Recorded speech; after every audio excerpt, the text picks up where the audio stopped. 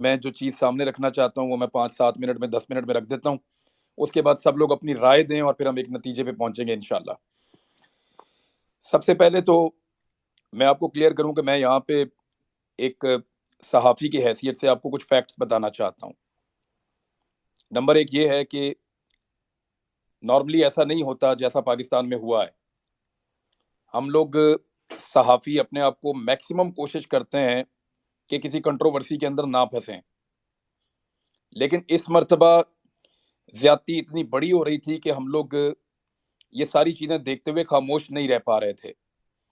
ہمیں شروع کے اندر دھمکایا گیا اور دھمکانے والے لوگ پاکستان کے طاقتور ادارے کے اندر سے تھے. ان لوگوں نے دھمکایا، ان کے نام ہمیں پتہ ہیں. ہم 7 سے 8 لوگ ہیں جو ان دھمکیوں کا سامنا کرتے رہے ہیں. ایون گالیاں تک دی گئی ہیں کچھ لوگوں کو. میں پھر آپ کو کہہ رہا ہوں کہ 7-8 لوگوں کو گالیاں تک دی گئی ہیں اور وہ لوگ موجود ہیں سارے کے سارے. ایک ہمارا دوست شہید ہو گیا صرف. یہ معاملہ شروع ہوتا ہے اس ادارے کے ایک حصے سے. وہاں سے پہلے دھمکیاں اور گالیاں دی جاتی ہیں اور ہمیں زبردستی اس لڑائی میں دھکیل دیا جاتا ہے اور ہمیں دیوار کے ساتھ لگا دیا جاتا ہے. تو ہم یہ کہہ رہے تھے کہ ہمیں بولنے کی اجازت دی جائے. ہمارا کسی پولیٹیکل پارٹی سے کوئی ایفیلیشن تو تھا نہیں، لیکن ہم یہ کہتے تھے کہ ہمیں صحیح اور غلط بتانے کی اجازت دی جائے، ہمیں اپنی رائے دینے کی اجازت ہونی چاہیے. ہم دوسرے پروگرام میں جا کے تجزیہ دیتے ہیں اور اپنے پروگرام میں لوگوں کی رائے لیتے ہیں. یہ ہمارا سادہ سادہ کام ہے. اس کے بعد ہمیں اسی ادارے کے ایک اور حصے سے دھمکیاں آنا شروع ہوئیں. نہ صرف ہمیں دھمکایا گیا بلکہ ہمیں بلا کر ملا گیا. ہم سب سے علیحدہ علیحدہ ملاقاتیں کی گئیں اور بہت ساری ملاقاتیں ہوئیں. اور جب ہمارے سوالوں کے جواب ہمیں نہیں ملے، ہم آپس میں سب لوگ بات کرتے رہے ہیں. ہم سب ان کے نام جانتے ہیں، ہمیں تاریخیں یاد ہیں، ہم سب جانتے ہیں کب کب کس کس نے ہمیں کیا کہا تھا، کس طرح دھمکایا تھا اور کیا کیا تھا. ہم سب لوگ بڑے عجیب و غریب حالات سے گزرے ہیں. صابر شاکر صاحب نے اس کو سب سے پہلے پریمپٹ کر لیا تھا، وہ پاکستان سے چلے گئے کیونکہ ان کو آئیڈیا تھا کہ آنے والے وقت میں اس رجیم چینج آپریشن کے بعد کیا ہونے والا ہے. صابر بھائی نے مشورہ بھی دیا تھا کہ یہ وقت عقل مندی سے کام کرنے کا ہے، آپ لوگ پاکستان میں نہ رکیں. لیکن کچھ لوگ اپنی مجبوریوں سے پاکستان میں رک گئے. ہم میں زیادہ لوگ ایسے نہیں ہیں جو سوشل میڈیا کے اوپر کام کرتے ہوں. میں اور صابر بھائی 2 ایسے لوگ تھے جو زیادہ سوشل میڈیا پر کام کرتے تھے. ہمیں اگر نوکری سے نکال بھی دیا جاتا تو ہم پاکستان سے باہر شفٹ ہو سکتے تھے. تو صابر بھائی کی تو نوکری چلی گئی، اے آر بھائی کی وہ پاکستان سے باہر شفٹ ہو گئے. اس کے بعد ان کے چینل کو دھمکایا گیا کہ اس کو تنخواہ بھی نہیں دینی. صابر بھائی کو یہ دھمکی بھی دی گئی کہ ہم آپ کو جہاز میں سے اٹھوا لیں گے. اور اس کے باوجود وہ پاکستان سے باہر جب چلے گئے تو انہوں نے اپنی جو حق بات ہے، جو ان کو ٹھیک لگتی تھی، وہ کہتے رہے. جو پاکستان میں لوگ موجود تھے ان سب کو کیا کیا دھمکیاں دی گئیں، کتنا ان کو ٹریپ کیا گیا. ایون ان کے کاروبار، ان کی فیملیز، ان کا تمام نظام اس کو ڈسٹرب کر دیا گیا. ایک ایک آفیسر کو ایک ایک بندے کے اوپر لگایا گیا. اس کے لیے زمین تنگ کر دی گئی. کسی کے گھر ڈرونز آ رہے ہیں، کہیں پہ میرے تو گھر کی بیک سائڈ پہ لا کر انہوں نے بندہ مار دیا ایک رات کو. ایکسٹریم قسم کی حرکت کی. یہ سارے ظلم ہوتے رہے ہمارے اوپر. لیکن ہم یہ سوچتے رہے ہمیشہ کہ ایک وقت آئے گا کہ یہ ایک ٹیکٹسز ہیں، بس ٹھیک ہے، یہ ہمیں پریشان کر رہے ہیں، ایف آئی آر دے رہے ہیں، یہ معاملہ ختم ہو جائے گا.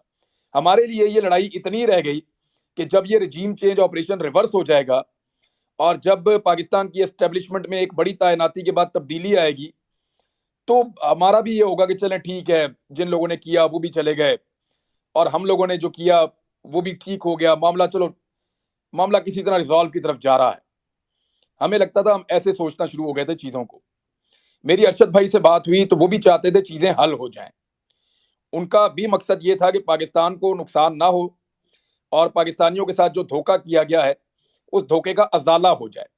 ہم کسی لڑائی کو اینڈ تک مکمل لڑنا نہیں چاہتے تھے. ہم نے اس کو کوئی عزت بیزتی کا یا لڑائی کی کوئی وجہ نہیں بنایا ہوا تھا اس ساری صورتحال کو. صابر شاکر صاحب کو بھی پتا تھا کہ جب کبھی رجیم چینج کرنے والوں کا طاقت میں کمی ہوگی یا وہاں پہ تعیناتیاں تبدیل ہوں گی تو ہم بھی پاکستان آ جائیں گے اور پھر نئے لوگ اپنی غلطی کا ادراک کریں گے اور پاکستان آگے بڑھ جائے گا. لیکن اس سارے آگے بڑھنے میں ہم نے اپنا ایک آدمی کھو دیا. اب ہمیں بہت تکلیف ہوتی ہے.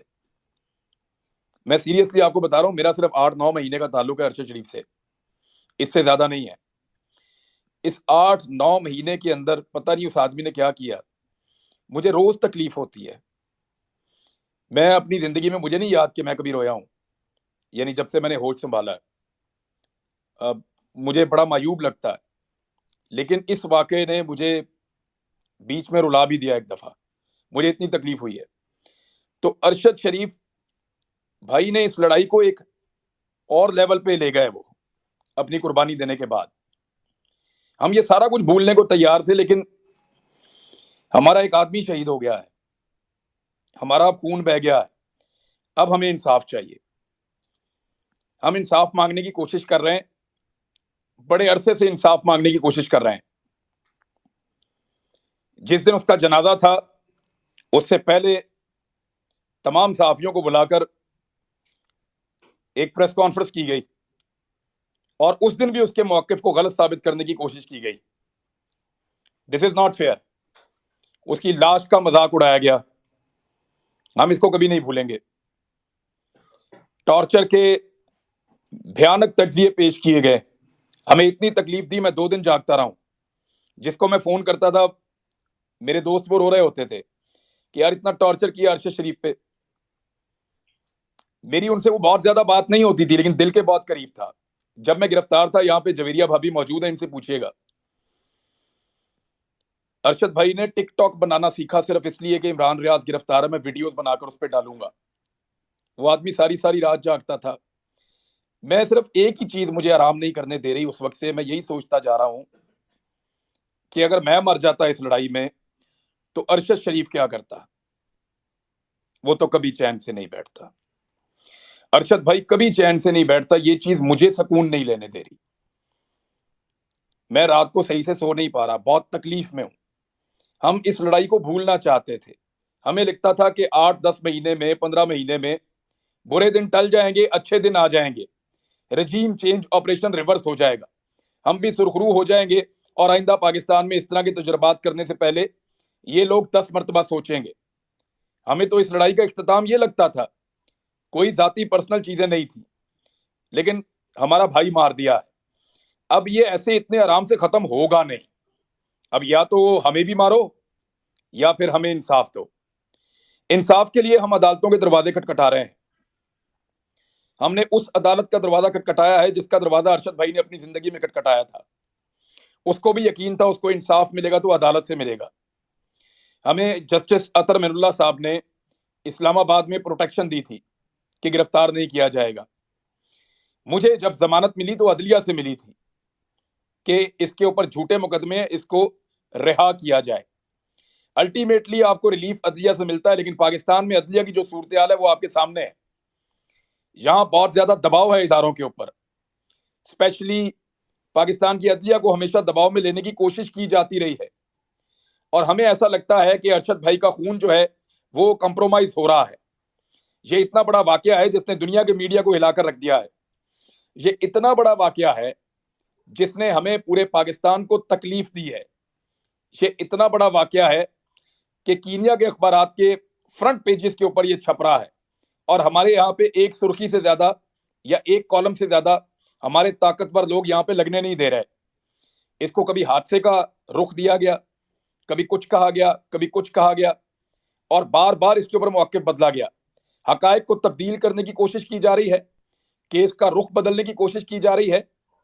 میں اس کیس کے بارے میں، کینیا میں کیا ہوا اس کے بارے میں بات نہیں کر رہا، لیکن میں اور میرے ساتھی اور وہ خود ابھی آپ کو بتائیں گے سب لوگ، ہم سارے گواہ ہیں کہ کس نے ہمیں تنگ کیا تھا، ہم سارے گواہ ہیں کہ کس نے ہم پہ ایف آئی آرز کروائی تھی، ہم سارے گواہ ہیں کہ کس نے ہمیں گالیاں دی تھیں، ہم سارے گواہ ہیں کہ کس نے ہمیں دھمکیاں دی تھیں، ہم سارے گواہ ہیں کہ کس نے ہمارے اوپر پاکستان کی زمین تنگ کر دی تھی۔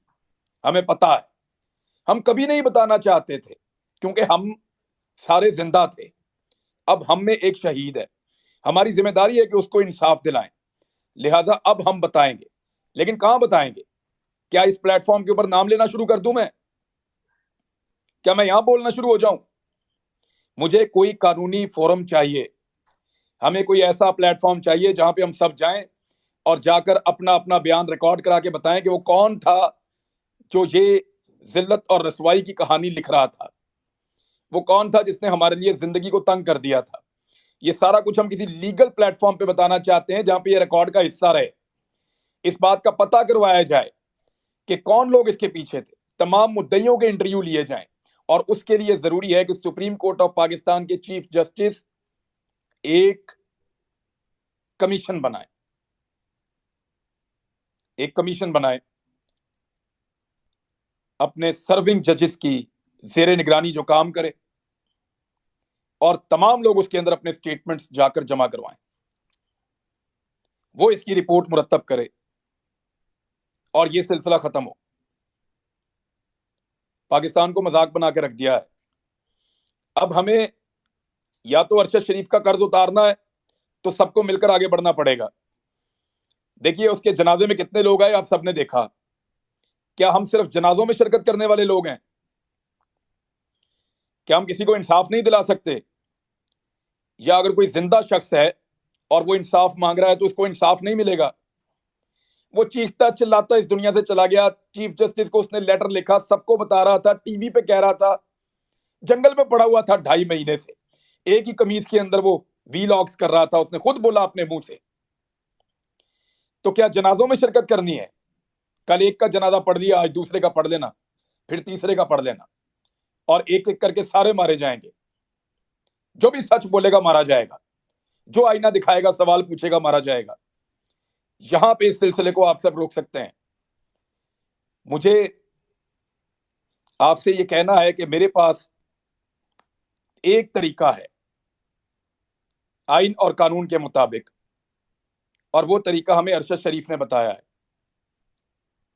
کہ قانون کے مطابق انصاف مانگو،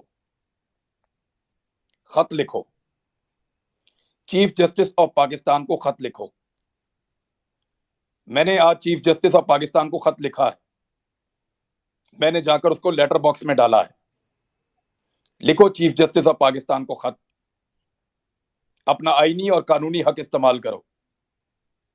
اتنے خط لکھو، اتنے خط لکھو کہ ورلڈ ریکارڈ بنا دو، پورا پاکستان خط لکھے، اوورسیز پاکستانی خط لکھیں، لاکھوں خط پہنچنے چاہیے سپریم کورٹ آف پاکستان میں روزانہ۔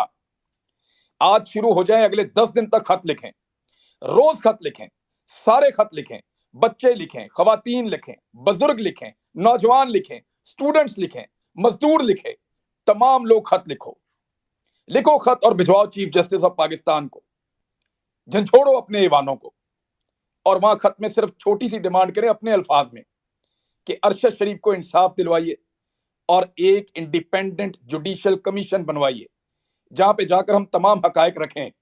ہم یہ گھنونے حقائق قوم کے سامنے نہیں رکھنے چاہتے۔